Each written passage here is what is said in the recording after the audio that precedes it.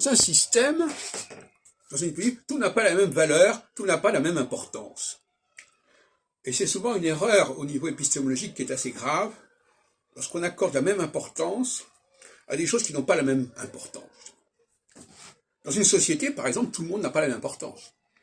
Il y a des éléments essentiels et des éléments secondaires.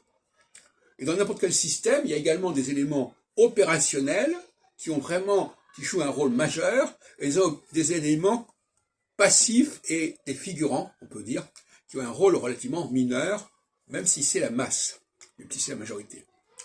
Ce qui veut dire que, par exemple, en réalité, quand on fait des élections, on distingue la masse de l'élite, de l'aristocratie, quelque part. C'est ça le rôle de l'élection. C'est une valeur équinoxiale.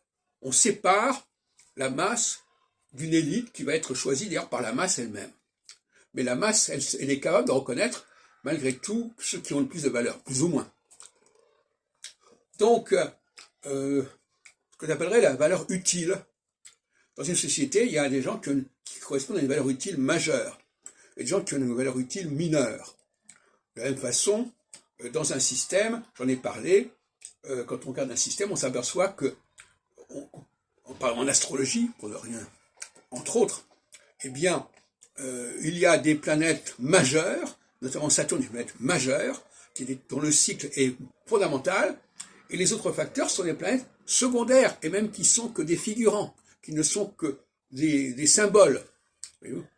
Et vouloir mélanger les deux, c'est vouloir manger une banane avec sa peau. C'est mélanger le contenant avec le contenu.